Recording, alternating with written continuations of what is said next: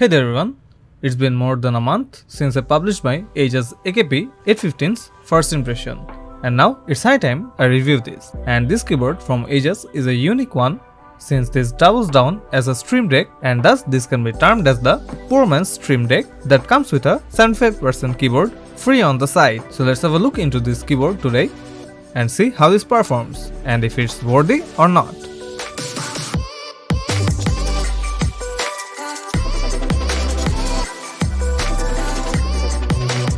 Today's review unit was sent to me by Tech Diversity.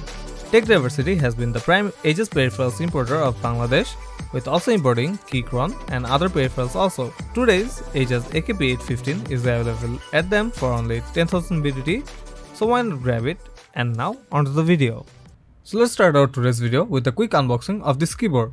The box this keyboard comes in is a really premium one and has a gamery look into it with the minimal vibe. And opening the box, at first we get the keyboard wrapped in a PE foam sheet, which we will be seeing later, and then we get the user manual of it, and after that there is the Type-C to a braided cable, which I admire a lot as usual, and lastly we get the keycap puller since this board is non-hot swappable, spoiler alert, and that's all to the box content. And now let's get the keyboard out of the foam wrap, and finally we get our beautiful Ajazz AKP815 with a huge screen on the right side as its main attraction.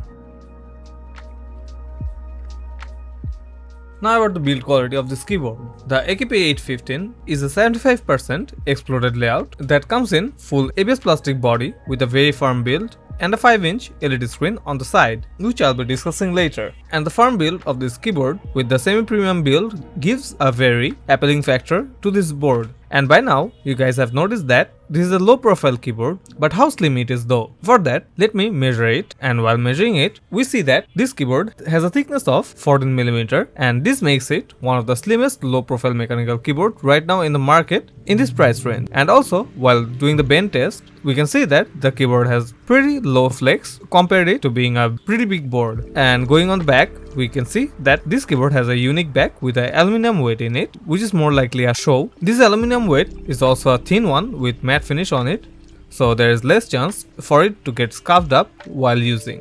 And also we get two stages of fit on the both sides of this keyboard.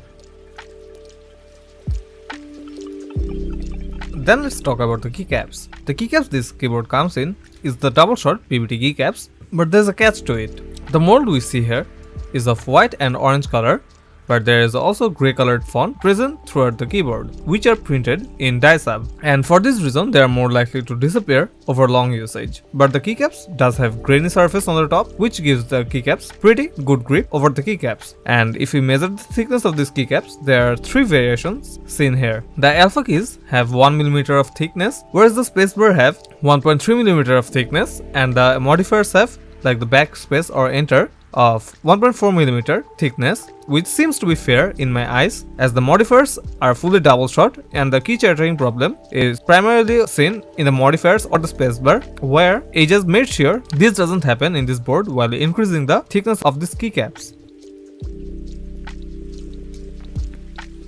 Then about the switches. The switches this keyboard comes in is one low profile brown switch, and as this keyboard isn't hot swappable, I couldn't manage to open the switch and give you guys a better look. And if you go through the specs of it, this switch has total travel of around 3.1mm, with the actuation point is right around 1.5mm, and the force needed is around 42 grams, while bottoming out at around 55 grams. The low profile makes the switch pretty much lighter to type on, and even though being a tactile switch, the tactility isn't pronounced as it should be. Rather, it's a light tactile switch, but comparing it with other low profile switches like the Keycron ones I have, the Huano ones are pretty good in terms of performance.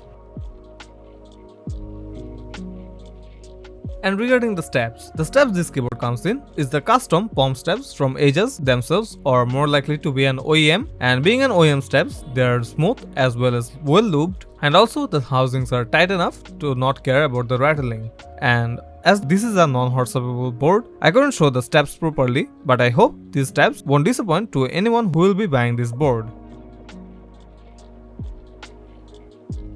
The display this board comes in is quite a unique one and might not be the thing we were expecting it to be. If you have known Stream Deck, it is quite known that there is a small micropad with ranging from 7 to 15 or more keys, and each of these keys can be programmable or macroable to your liking, and most of the time they seem to be pretty expensive, and people can sometimes feel the inability to take the decision of buying this or not. And this is where this AKP815 keyboard comes in play. Everyone needs a keyboard in their desk, and a workaholic person is more likely to prefer a low profile keyboard and might also need a micropad for his work, in which case many of the people seems to grab the Stream Deck separately. And to save people from cluttering the desk with two separate products and give more freedom in having a micropad, this TFT display of AKP815 comes in handy. This display functions exactly like a micropad or a Stream Deck, but unlike a 15 key micropad, this has total of 4 slides of screen which can store up to 60 key bindings, and also more slides can be added later, which gives this display a massive macro capability in my opinion. And this has a separate software to customize the display,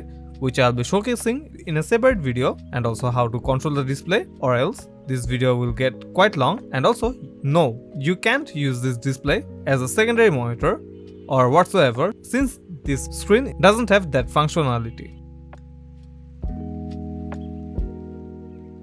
Now about the RGB. The RGB this board comes in is pretty bare basic, with perky customizability feature available to it. But since the keyboard is non-shine through, don't expect this keyboard to have its fonts shine in the dark, but the RGB is pretty bright and vibrant. To control it, you can press the FM plus slash key to change the RGB mode, arrow keys to set the brightness and saturation, and also minus and plus key for LED speed, and X key to turn the RGB on or off. But you can do the customization in the software also. And speaking of software, the software this keyboard comes in is the usual robust software from Ajazz. The first panel of the software shows the key binding control of the keyboard with the ability to set a function layer on top, and then the next tab is for setting up the macro, and from 3rd to 6th tab you get various kind of RGB control with the ability to set real-time lighting and music sync, and the last tab is about the settings. And that's all to the RGB and the software.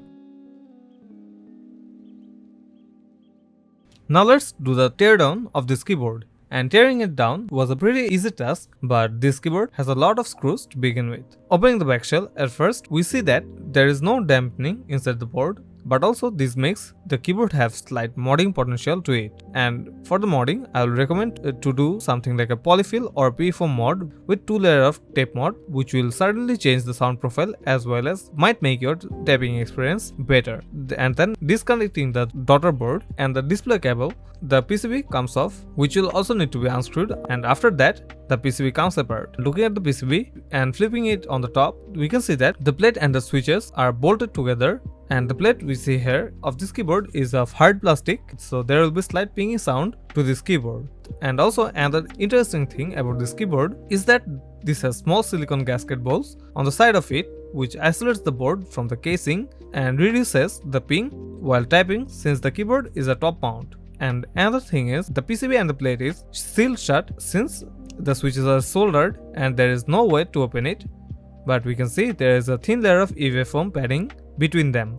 And then if we go to the display is again screwed into the top frame, and opening it we see that the screen is split into 2 parts. One part is for the main controller, which has some serial number on it, but googling it I didn't find any kind of info. And also there is the display panel, whose model number doing a Google search came also negative. But we can also see the panel is made in January of this year or 2024, and that's all to the teardown. Now time for the verdict. Should you buy this or not? As I mentioned before, are you a workaholic person who needs to have a lot of tasks with a limited desk space? And do you want the ease of access to everything in one touch? Then this AKP815 is the way to go. The low profile form factor makes typing easier with the low sound profile, and this keyboard is more comfortable to the hand over long sessions of work, and the build as well as the internals seems promising to me, and the display is the most efficient access to Stream Deck you can have with lot of functions right on your side.